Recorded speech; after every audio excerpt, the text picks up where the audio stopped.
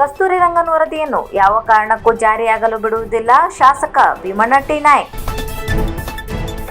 ಕಸ್ತೂರಿ ರಂಗನ್ ವರದಿಯಿಂದ ರೈತರನ್ನು ಕಾಪಾಡಲು ಸರ್ಕಾರ ಸದಾ ಸಿದ್ಧವಿದೆ ಎಂದು ಮತ್ತೊಮ್ಮೆ ಸ್ಪಷ್ಟಪಡಿಸಿರುವ ಶಾಸಕ ಭೀಮಣ್ಣ ನಾಯ್ಕ್ ಅವರು, ನಮ್ಮ ಜಿಲ್ಲೆಗೆ ಅದರಲ್ಲೂ ನನ್ನ ಕ್ಷೇತ್ರಕ್ಕೆ ಮಾರಕವಾಗಿರುವ ಕಸ್ತೂರಿ ರಂಗನ್ ವರದಿಯನ್ನು ಯಾವ ಕಾರಣಕ್ಕೂ ಜಾರಿಯಾಗಲು ಬಿಡುವುದಿಲ್ಲ ಎಂದು ಅವರು ಉಪ ಅರಣ್ಯ ಸಂರಕ್ಷಣಾ ಅಧಿಕಾರಿಗಳ ಕಚೇರಿಯಿಂದ ಶಿರಸಿಯಲ್ಲಿ ಹಮ್ಮಿಕೊಳ್ಳಲಾಗಿದ್ದ 70ನೇ ವನ್ಯಜೀವಿ ಸಪ್ತಾಹವನ್ನು ಉದ್ಘಾಟಿಸಿ ಮಾತನಾಡಿದರು.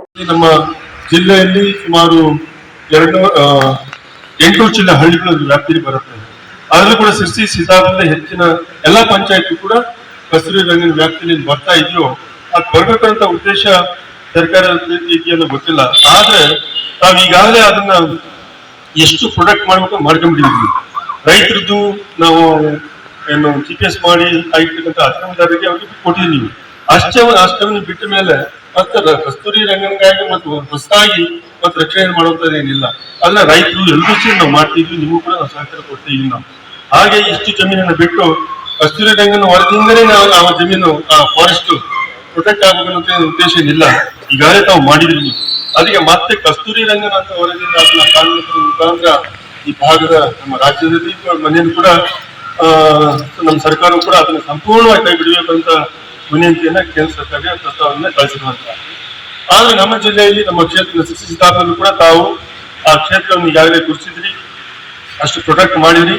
ಅದಕ್ಕೆ ಮತ್ತು ಕಸ್ತೂರಿ ರಂಗನ್ ಅನ್ನೋಂಥದ್ದನ್ನ ಹೆಸರಿನ ಮತ್ತು ಒತ್ತಡ ಹೇರುವಂಥದ್ದು ಸರಿಯಲ್ಲ ಅನ್ನೋದನ್ನ ಈ ಸಂದರ್ಭಕ್ಕೆ ಬಯಸ್ತೀನಿ. ಅದಕ್ಕೆ ಹೆಚ್ಚಿನ ರೀತಿಯಲ್ಲಿ ತಾವು ಅರಣ್ಯವನ್ನು ರಕ್ಷಣೆ ಮಾಡಿ ನಾನು ತಮಗೆ ಅಭಿನಂದಿಸಿದ. ಹೀಗೆ ನಾವು ಅರಣ್ಯವನ್ನು ಮತ್ತು ವನ್ಯಜೀವಿಗಳನ್ನ ನಾವೆಲ್ಲರೂ ರಕ್ಷಣೆ ಮಾಡುವಂತದ್ದು ಹಲವಾರು ರೀತಿಯ. ಅಕ್ರಮವಾಗಿ ಯೂರಿಯಾ ಗೊಬ್ಬರ ಸಾಗಿಸುತ್ತಿದ್ದಾರೆ ಎನ್ನುವ ಸಂಶಯದ ಮೇಲೆ ಗೊಬ್ಬರ ಸಾಗಿಸುತ್ತಿದ್ದ ಲಾರಿಯನ್ನು ಶಿರಸಿಯಲ್ಲಿ ತಡೆದು ಕೃಷಿ ಅಧಿಕಾರಿಗಳಿಗೆ ಒಪ್ಪಿಸಿರುವ PSI ರಾಜ್ಕುಮಾರ್ ಉಕ್ಕಲಿ. ಅಕ್ರಮವಾಗಿ ಯೂರಿಯಾ ಗೊಬ್ಬರ ಸಾಗಿಸುತ್ತಿದ್ದಾರೆ ಎನ್ನುವ ಸಂಶಯದ ಮೇಲೆ ಗೊಬ್ಬರ ಸಾಗಿಸುತ್ತಿದ್ದ ಲಾರಿಯನ್ನು ಶಿರಸಿಯಲ್ಲಿ ತಡೆದು ಕೃಷಿ ಅಧಿಕಾರಿಗಳಿಗೆ ಒಪ್ಪಿಸಿರುವ PSI ರಾಜ್ಕುಮಾರ್ ಉಕ್ಕಲಿ, ಹಾವೇರಿ ಜಿಲ್ಲೆಯ ಸಿಗ್ಗಾಂವ್ ತಾಲೂಕಿನ ಬಂಕಾಪುರ ಸಮೀಪದ ಚಂದಾಪುರ ಗ್ರಾಮದಿಂದ ಬೇರೆ ಜಿಲ್ಲೆಗೆ ಅಕ್ರಮವಾಗಿ ಯೂರಿಯಾ ಗೊಬ್ಬರ ಸಾಗಿಸಿದ ಲಾರಿಯನ್ನು ಹಿಡಿದು ಹೆಚ್ಚಿನ ಪರಿಶೀಲನೆಗಾಗಿ ಕೃಷಿ ಇಲಾಖೆಗೆ ಒಪ್ಪಿಸಿರುವ ಬಗ್ಗೆ ವರದಿಯಾಗಿದೆ. ಸುಮಾರು 400ಕ್ಕೂ ಹೆಚ್ಚಿನ ಯೂರಿಯಾ ರಸಗೊಬ್ಬರ ಇರುವ ಪ್ಯಾಕೆಟ್ಗಳನ್ನು ಈ ಲಾರಿ ಮೂಲಕ ಮಂಗಳೂರಿಗೆ ಅಕ್ರಮವಾಗಿ ಸಾಗಾಟ ಮಾಡುತ್ತಿದ್ದಾರೆಂದು ತಿಳಿದು ಬಂದಿದ್ದು, ಲೈಸೆನ್ಸ್ಗಾಗಿ ಸಹಾಯಕ ಕೃಷಿ ನಿರ್ದೇಶಕರಾದ ಮಧುಕರ್ ನಾಯ್ಕ್ ಹೆಚ್ಚಿನ ತನಿಖೆ ನಡೆಸಿದ್ದಾರೆ. ಜಿಲ್ಲೆಯಿಂದ ಜಿಲ್ಲೆಗೆ ಗೊಬ್ಬರ ಸಾಗಿಸುವಾಗ ರಾಜ್ಯ ಮಟ್ಟದ ಲೈಸೆನ್ಸ್ ಬೇಕೆನ್ನುವ ನಿಯಮವಿದೆ. ಇದನ್ನು ಮೀರಿ ರೈತರಿಗೆ ನೀಡಬೇಕಾಗಿದ್ದ ಗೊಬ್ಬರ ಬೇರೆ ಜಿಲ್ಲೆಗೆ ಸಾಗಾಟ ಮಾಡುತ್ತಿದ್ದಾರೆಂದು ತಿಳಿದು ಬಂದಿದೆ. ಅರಣ್ಯವಾಸಿಗಳ ಕುಟುಂಬಗಳಿಂದ GPS ಮೇಲ್ಮನವಿ ಮಾಡುವ ಮೂಲಕ ಅರಣ್ಯವಾಸಿಗಳಿಗೆ ಕಾನೂನಾತ್ಮಕವಾದ ಬೆಂಬಲವನ್ನು ಹೋರಾಟಗಾರರ ವೇದಿಕೆ ನೀಡಿದೆ ರವೀಂದ್ರ ನಾಯ್ಕ್.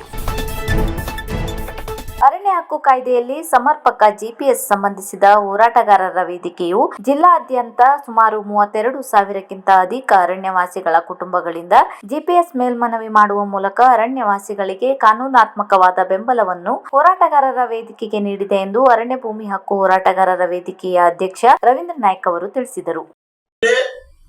32,000 ಅರಣ್ಯ ಅತಿಕ್ರಮಣದಾರರ GPS ಮೇಲ್ಮನವಿ ಅಭಿಯಾನ ಹೋರಾಟಗಾರರ ವೇದಿಕೆಯು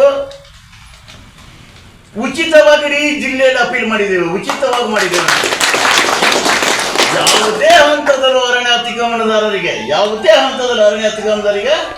ಅನ್ಯಾಯ ಆಗಬಾರ್ದು ಅಂತ ಉದ್ದೇಶದಿಂದ ಇದನ್ನು ನಾವು ಮಾಡ್ತಾ ಇದ್ದೇವೆ. ಯಾಕೆ? ಎಷ್ಟೋ ಜನರಿಗೆ ತಿಳುವಳಿಕೆ ಇರುವುದಿಲ್ಲ ಅಲ್ವಾ? ಎಷ್ಟೋ ಜನರಿಗೆ ವಕೀಲ್ ಕಟ್ಕೊಂಡು ಆಫೀಸನ್ನು ಕೊಟ್ಕೊಂಡು ಅಪೀಲ್ ಮಾಡಲಿಕ್ಕೆ ಮಾಹಿತಿಗಳು ಇರುವುದಿಲ್ಲ. ಎಷ್ಟೋ ಜನರಿಗೆ ಮಾಹಿತಿನೇ ಗೊತ್ತಾಗುವುದಿಲ್ಲ. ಅಂಥವರಿಗೆ ಈ ಹೋರಾಟಗಾರರಿಗೂ ಅವರಿಗೆ ಜ್ಞಾನವಯ ಮಾಡಿ ಅವ್ರಿಗೆ ಸರಿಯಾದ ಕಾನೂನು ಜ್ಞಾನ ಕೊಡಬೇಕಾದ ಅವಶ್ಯನಾ? ಹೌದಲ್ವಾ? ಆ ಕೆಲಸ ನಾವು ಮಾಡ್ತಾ ಇದ್ದೇವೆ. ಜಿಲ್ಲೆಯಲ್ಲಿ 32,000 ಅಪೀಲ್ ಮೇಲ್ಮನವಿ ಮಾಡಿದ್ದೇವೆ. ಇವು GPS ಭಾಳ ದೊಡ್ಡ ತಕರಾರು ಇದೆ ನಮ್ಮ ಜಿಲ್ಲೆಯಲ್ಲಿ. 2 ಎಕರೆ ಅತಿಕ್ರಮಣ ಮಾಡಿದರೆ 20 ಕೋಟಿ GPS ಮಾಡಿದ್ದಾರೆ.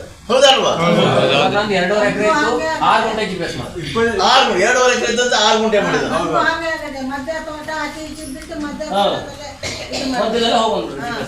ಮತ್ತೆ ಅದು ಸಮಸ್ಯೆ ಇದೆ ಸರ್. ನಮ್ದು ಹಾಗೆ ಆಗಿದೆ ಸರ್. 3 ಎಕರೆಯಲ್ಲಿ 8 ಗುಂಟೆ ಮಾಡಿದ್ದಾರೆ. ಕೊಟ್ಟಿಗೆ ಬಿಟ್ಟಿದ್ದಾರೆ, ಅಂಗಡ ಬಿಟ್ಟಿದ್ದಾರೆ. ಗೊಬ್ಬರಗಳೇ ಬಿಟ್ಟಿದ್ದಾರೆ, ಮನೇನೆ ಬಿಟ್ಟ. ಮನೇನ ಬಿಟ್ಟಿದ್ದಾರೆ, ತರಕಾರಿ ಬೆಳೆಸುವಂತ ಜಾಗ ಬಿಟ್ಟಿದ್ದಾರೆ, ಸಾಗುವಳಿ ಕ್ಷೇತ್ರ ಬಿಟ್ಟಿದ್ದಾರೆ. ಹುಳ್ಕೊಂಡ್ವಿ. ಅರೆ ಕೃಷಿ ಮಾಡೋನಿಗೆ ಹುಳು ಬೆಳೆಸ್ಲಿಕ್ಕೆ ಜಾಗ ಬಿಡುವ, ದನ ಕರೆದ ಮೇಲೆ ಕೊಟ್ಟಿಗೆಗಿಲ್ಲ ಜಾಗ. ಮನೆ ಗೇಟ್ ಮನೆ ಮುಗೀತು ಅಂದ ಕೂಡಲೇ ಬಿಲ್ಡಿಂಗ್ ಅಂಗಳಲ್ಲೇ GPS ಮಾಡ್ಬಿಟ್ಟಿದ್ದಾರೆ. ಮನೆ ಮೇಲ್ಗಡೆನೆ ಹೊಡೆದಾರೆ ಸರ್ ನಮ್ಮ ಮನೆ. ಮನೆ ಮೇಲೆ ಹೊಡೆದಾರಂತ ನೋಡಿ. ಒಂದೇ ಮಾರ್ಬಿಟ್ಟ. ನಾ ಹೇಳ್ತಾ ಇರೋದು ಇದಕ್ಕೆ ಈ GPS ಮಾಡಿಸಿರೋದು ಹಿಂದೆ. ಗೆಲುವಿಗೆ ಹಿಗ್ಗಬೇಡಿ, ಸೋಲಿಗೆ ಅಂಜಬೇಡಿ. ನಾನು 4 ಸಲ ಸೋತು 5ನೇ ಸಲ ಜನಸೇವೆಗೆ ಪ್ರತಿನಿಧಿಯಾಗಿ ಆಯ್ಕೆಯಾಗಿದ್ದೇನೆ. ಶಾಸಕ ಭೀಮಣ್ಣ ಟಿ ನಾಯ್ಕ್. ಗೆಲುವಿಗೆ ಹಿಗ್ಗಬೇಡಿ, ಸೋಲಿಗೆ ಅಂಜಬೇಡಿ. ನಾನು 4 ಸಲ ಸೋತು 5ನೇ ಸಲ ಜನಸೇವೆಗೆ ಪ್ರತಿನಿಧಿಯಾಗಿ ಆಯ್ಕೆಯಾಗಿ ಬಂದಿದ್ದೇನೆ. ಆದ್ದರಿಂದ ನಾವು ಸದಾ ಪ್ರಯತ್ನಶೀಲರಾಗಿರಬೇಕೆಂದು ಶಾಸಕ ಭೀಮಣ್ಣ ಟಿ ನಾಯ್ಕ್ ಅವರು ಶಿರ್ಸಿ ಮಾರಿಕಾಂಬಾ ಪ್ರೌಢಶಾಲೆಯಲ್ಲಿ ಜಿಲ್ಲಾ ಶಿಕ್ಷಣ ಮತ್ತು ತರಬೇತಿ ಸಂಸ್ಥೆಯಿಂದ ನಡೆದ ಕಲಿಕಾ ಸ್ಫೂರ್ತಿ ತರಬೇತಿ ಶಿಬಿರಕ್ಕೆ ಚಾಲನೆ ನೀಡಿ ಮಾತನಾಡಿದರು. ತಮ್ಮ ಗುರಿಯನ್ನು ತಾವು ಮುಟ್ಟಬೇಕಾದ್ರೆ ಶಿಕ್ಷಣಕ್ಕೆ ಹೆಚ್ಚಿನ ಆದ್ಯತೆಯನ್ನು, ಹೆಚ್ಚಿನ ಸಮಯವನ್ನ ತಾವು ವ್ಯಯ ಮಾಡಲೇಬೇಕಾಗುತ್ತೆ. ಈ ರೀತಿ ಮಾಡಿಲ್ಲ ಅಂತಂದ್ರೆ ನೀವು ಬಿಡಿ, ನಾನೇನು ಕಲ್ತಿದ್ದೀನಿ, ಏನು ಮೊದಲಿತ್ತು 34 ಮಾರ್ಕ್ಸ್ ಬಿದ್ರು ಪಾಸ್ ಮಾಡ್ತಾ ಇದ್ದೆ. 30 ಪಾಸ್ ಮಾಡಿದ್ರು ಗೊತ್ತಿಲ್ಲ. ಆ ಇವತ್ತಿನ ಸ್ಥಿತಿ ಹಾಗೆಲ್ಲ. ಇವತ್ತು 100 ಮಾಡಿದ ಅನ್ನೋಂಥ ಆತ್ಮಸ್ಥೈರ್ಯ ಎಷ್ಟು ಜನ ಇದ್ರಿ? ನಾನು 100 ಮಾರ್ಕ್ಸ್ ತಗೊಂಡೇ ಕಲ್ತೀನಿ ಅನ್ನೋಂಥ ವಿದ್ಯಾರ್ಥಿಗಳು ಕೈ ಇದ್ರಿ?